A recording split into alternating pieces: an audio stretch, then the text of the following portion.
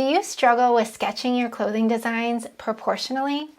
Well, in the last video, you created your customized croquis using the croquis in the fashion design book. In this video, I'm going to show you how to use the fashion design book along with your customized croquis so that you can envision your designs before you sew them up. Are you ready to improve those sketching skills? Let's get right to it. So if you've been following along in this series, you already know that there are two methods in utilizing the book. The first method is the tracing method, where we use tracing paper and we copy different parts of the silhouettes and styles in the library of the fashion design book, and we create our designs like that. The other option is to use the book as a reference guide, where we're only looking at the style details and the way they are sketched, and we're mimicking that on our own. So it's a little bit more advanced to do the second method. I recommend to do the first method until you're a little bit more confident in sketching, and then go on to the second method. However, you will find that there might be parts of the garments that you can't always do the tracing method with a customized croquis. And the reason why is because the shapes in the fashion design book are specific to the standard croquis or the curvy plus size croquis, depending on which book you bought. We sometimes need to use that second method if the tracing method is not an option. But don't worry, this method will definitely improve your drawing skills. So let's dive right in to drawing with your customized croquis along with the fashion design book. To start designing with your customized croquis, hopefully you've already put it into your book. I made a photocopy and I just glued it in just to have a reference there always. And I'm going to go ahead and take my tracing paper and make a quick copy of my croquis. So we've marked our center line here, and we need to place the center fold line that we've folded our paper in half on that center line, just like that. We are only going to be tracing half of the croquis. So it is wonderful practice to trace that full croquis until you get the proportions down. But if you are more advanced, feel free to just draw little tick marks because it's less to erase later on. So here I've drawn just kind of an outline of my croquis. This is my customized croquis. So it means that if I'm using the tracing method with the book, it might be a little bit harder to trace because it's not the exact dimensions of the styles inside the book. But this is really great practice to start branching out and trying with the second method of just referencing the book to draw on your own instead of tracing. So we can kind of do a mix match of both of them, tracing and referencing. And we have so many different options with dresses and skirts. We can mix the skirts with the tops to make a style.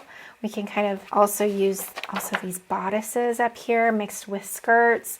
We can move any of the designs around that we might want. We can take some portions of the tops and apply them to the dresses. We have so many different options here, and a lot of the silhouettes in the dresses section are a little bit more basic, and there aren't as many design details inside, which means that you have to do more of the designing. In case you're stuck and you're not quite sure where to start, just pick something. Just go with it, pick it, and we will just start from that. We can even go with something super basic. Let's try something super basic like this. We have my customized croquis here.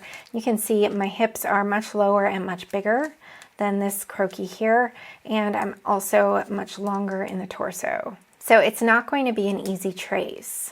So more than likely in this situation, I'm going to be referencing my body line here for the shape of the dress that I need to reference back over here. And I want it to just kind of come straight down. I want to go ahead and add a slit in there too, and do just above at the ankle area.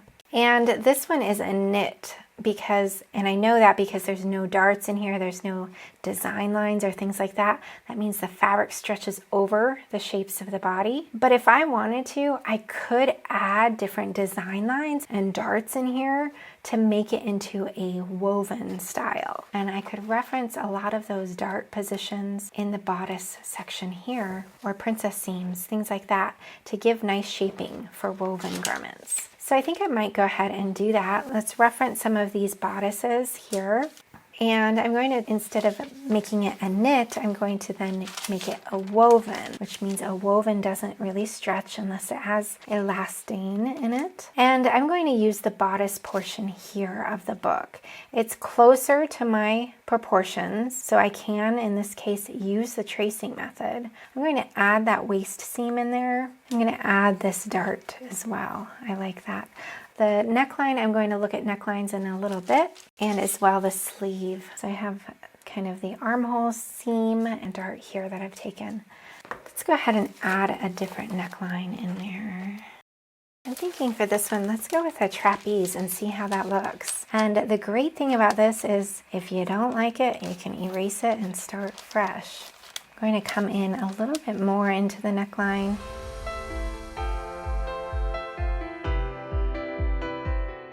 A bit more of a squared off neck. Want to make sure it's raised above the body slightly there. And now we have the sleeve to choose. So the original sleeve for this dress was it was a Y-line, kind of a grown on sleeve, meaning it's slightly dropped. And I think I'm going to go ahead and change that silhouette up to have the armhole seam in there, and maybe I'll give it a cap sleeve. Something like that. So here we can see that the tracing method is not going to fully work with my arms because my arms are bigger. Erase the body lines underneath so I can review that style, see how I like it. And erase that under bust line as well. It's good to have a little bit of an under bust line there if you have a shaped garment. Now for sure you could use your rulers if you want to make it really exact. I really prefer to just go freehand. However, if you are doing this for a portfolio or something like that, you would want to use your rulers, curved rulers and straight rulers. So with the flat sketches, we're usually erasing that croquis to really evaluate the garment. And I really like that. I think it's interesting that I have the dart coming way up here. All right, so I'm really liking this design right now. I'm going to fold it in half and I'm going to draw the other half and review it.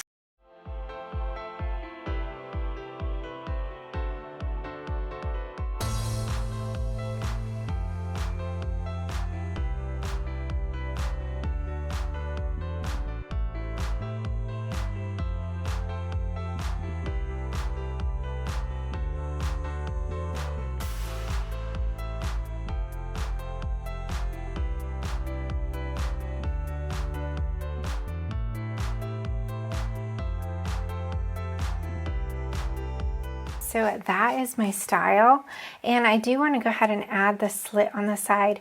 Usually when we have more narrow dresses at the bottom and they're longer, we need to have some sort of slit so that the legs can comfortably move.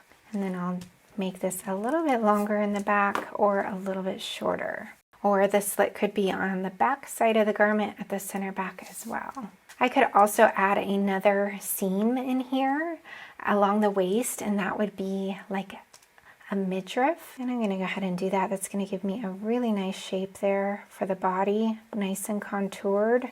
And in some cases, I might want to have darts coming down in here, depending on the fit, but it is achievable without the darts. So that is drawing with my customized croquis. We can see that it's definitely bigger than the croquis in the book. This is the standard figure edition, but you know, it's going to be so much more proportional to my shapes, and that's what's really important when we're sewing for ourselves or designing for ourselves, or if we have clients that we're designing for, that we can really visualize where those seams go in relation to the curves of our bodies. So we do need to go ahead and draw the back of the garment, as well. And we also need to consider how we're going to get that garment on, like what sort of closure we're going to have, and if there are any sort of top stitching details or things like that. Now, with this sort of dress, we don't have to have top stitching. Top stitching, it refers to stitch lines that show. So if we look in, especially pants, we often have top stitching, and this is often required based on the type of workmanship that's done. But it's not always required, and you're going to see throughout the book, some things have top stitching and other things don't. This is up to you as the designer. Top stitching tends to make it more casual. And since this is a little bit dressier, I don't want to really have top stitching. I might end up having a blind hem stitch at the bottom here. That means it's more invisible, or an invisible stitch. And that would be an option, and it just really depends on the type of look you're going for. We might need to have a little bit of a top stitch along here for a nice finish along the opening here. And maybe if I did want to, I could just mimic that same exact stitch here, or I could do a facing on the inside also with a blind stitch.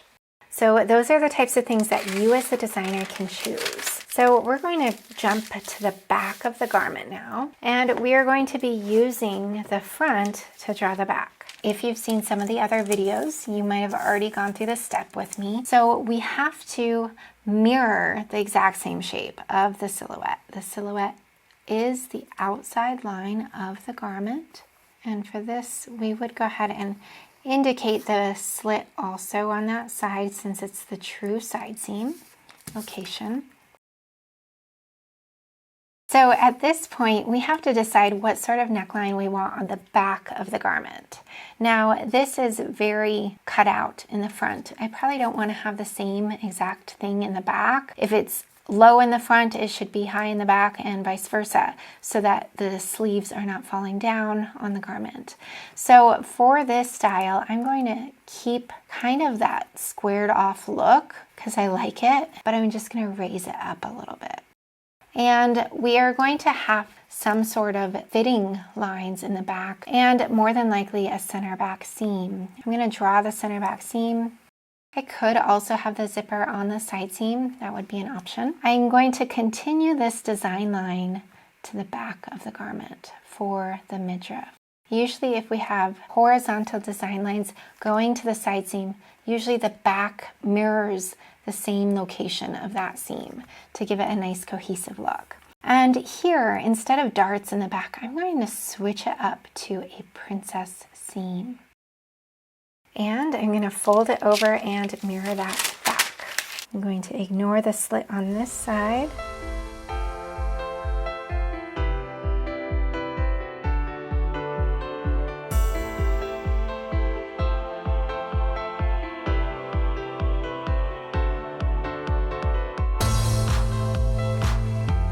Now, just because we have top stitching here, it doesn't mean it has to be a contrast color. It can still kind of be hidden if you choose the same color as the fabric. So even though we see it in the flat sketch like that, it doesn't always have to be so visible. This is my back and this is my front. All right, so that's my new design based on my customized croquis. That was a lot of fun mixing and matching. I hope that you've enjoyed it as well. I hope you've designed something for yourself with your customized croquis, and let me know if you've enjoyed that in the comments below. If you haven't joined the Flat Sketch Challenge on social media, I would love it if you did. Post any photos of flat garment sketches you've made with the fashion design book and hashtag Flat Sketch Challenge and second hashtag the fashion design book. I'm going to be looking at all of those options and choosing a winner. The winner will get a bundle pack of the fashion design book signed, plus the Adobe Illustrator version and the PDF version. And I'll be giving away a free 30-minute Zoom call to the winner, and we can discuss any sketching, rendering, or designing topics you might have. To join the challenge, you definitely have to be utilizing the fashion design book to create those sketches. In case you don't have the book yet, you can find it on Amazon and most online book retail stores. Plus, there's a link in the description below. I'm Gina Renee, and I teach online pattern making and design courses so that you can design and sew clothes you love that fit. I hope you've enjoyed today's video. If you have, please like and subscribe, and I'll see you in the next one.